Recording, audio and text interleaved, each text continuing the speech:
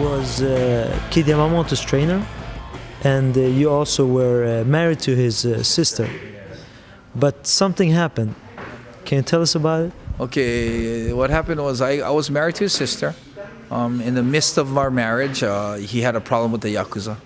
I was already really famous at the time, and my style of fighting, the Yamamoto Damashi way, is really attractive to the underworld people in Japan. So I have a lot of followers that are underworld gangsters or Yakuzas. And I have relations with almost every family there is in Japan. When you say family, you mean Yamaguchi-gumi, the Inagawa Kai, the Sumiyoshi, any family, These are Yakuza families. Yakuza families. So I found out what family it was. I told him to he was running away from him. He actually had an incident where he shot one in the face with a BB gun by accident. Air pistol, and they got his license plate number, found out where he was. They went to get him. He had to jump off the 3rd-story balcony to get away, and I advised him to go to a public area where there's a lot of people. So he went to that, and I had to make calls and found out what family it's from, made some calls, and we took care of it. Okay. Well, because of the incident, the school didn't want it to come public because, as we know, that was the downfall of Pride. Become public of Yakuza relations, but everyone in Japan, which is a big company or a big association, has Yakuza ties. But they didn't want any Yakuza problems in the school, so they kicked them out of school. The wrestling association didn't want any Yakuza problems with them, so they gave him probation for 1 year. He can't wrestle. So I just figured, hey, why don't you come and do some mixed martial arts? It's almost like wrestling.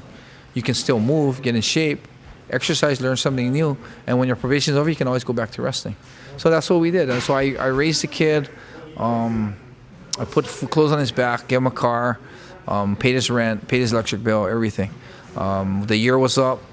He already won the Shuto All Japan Amateur tournament, and his father calls me and wants him to start wrestling again. So I mentioned to the kid, and the kid tells me he doesn't want to wrestle because he loves fighting. And the reason why the father wanted him to come back was because there was going to be in the Olympics the next year. And Kid was one of the top wrestlers in Japan. So the dad's dream was for a kid to go to the Olympics. So I told the dad, if he's going to train for something as big as the Olympics, he's got to have his heart in it because he's not going to be able to push hard enough if he's not hard enough in it. So I told him, if his heart's not in it, I'm not going to force him to quit. So the dad is pissed off, calls Kid and tells Kid, you're on your own. I don't want nothing to do. He disowns him. So I'm like, hey, his name is Nori, actually. We call him Nori. And so I told Nori, hey, do what you want. If you want to stay here, I'll take care of you. Don't worry about it. He had no money, nothing. I supported him. He moved with me 2 years everywhere we went, And I got him the K1 contract, 2-year contract, which K1 usually doesn't do usually. Got him a K1 contract. He's the only fight ever in K1 to have special rules. Half mixed martial arts, half K1s, because the power that I had on K1, with the negotiations that we made, we made it happen. So we made him a star. 8 months into the contract, he wants to fight Masato. I do not agree with that because it was too early for him. And I felt that a build-up with him fighting a little bit more would have been like a bigger fight. 本当はああいうローキックを打っちゃうとね。はい。ダウンシーンですか？ダウンシーンです。この左です。いやね、専門家はね、大体8割方正人選手だと思ってましたよ。はい。でもそれを打ち破るね、本当やっぱ奇跡を起こす男ですよね。まさか正人が第1ラウンドダウンを喫するとは誰も思っていなかった。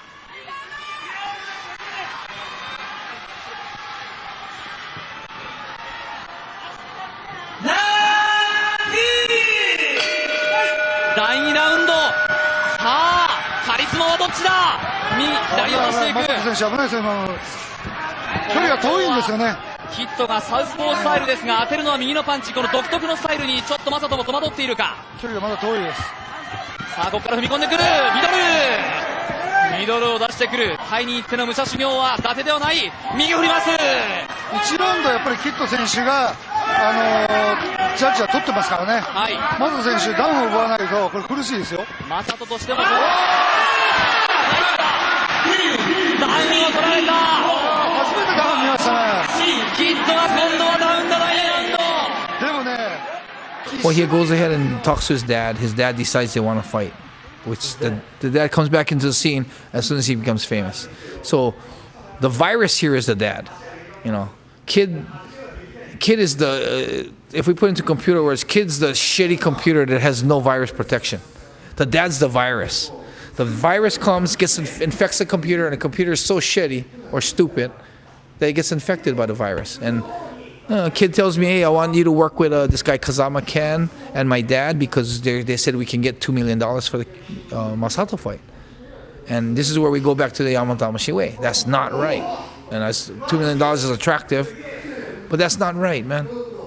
You made an agreement with K1 to fight for 2 years.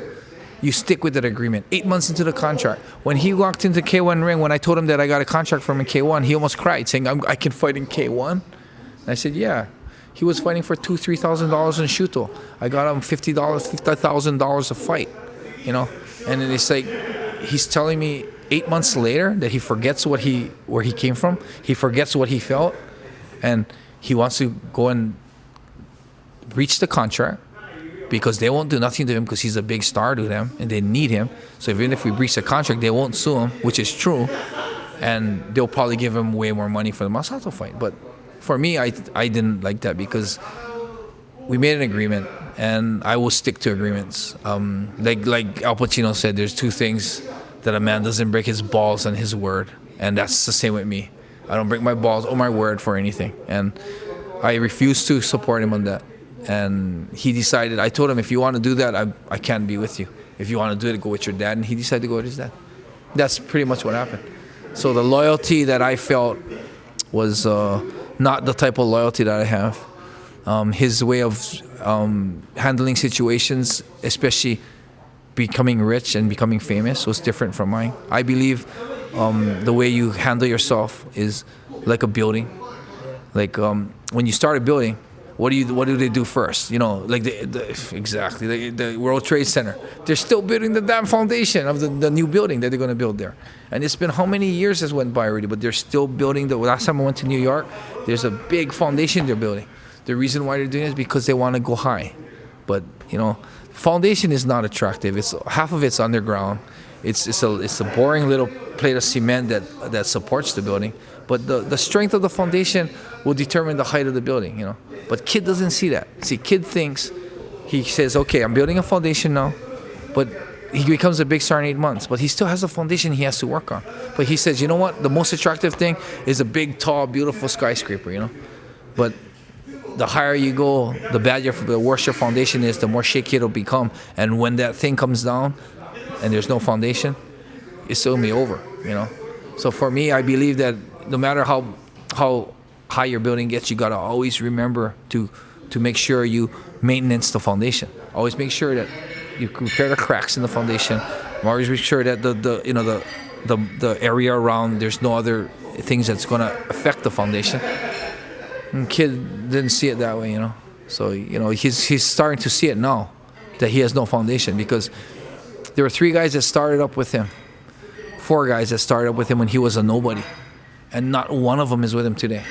So the people that started with him is not with him. The people that are with him now are the people that loves his money and his fame. And the day that he loses it, which is happening right now as we speak, the day he loses his fame and his aura as a superstar, he's going to be standing alone. There's no doubt in my mind. So our problem was, you know, he does not live the Yamamoto way, and I refuse to. I moved with him for 2 years. I thought he understood that, but apparently, fame and money. I believe fame and money is a sickness.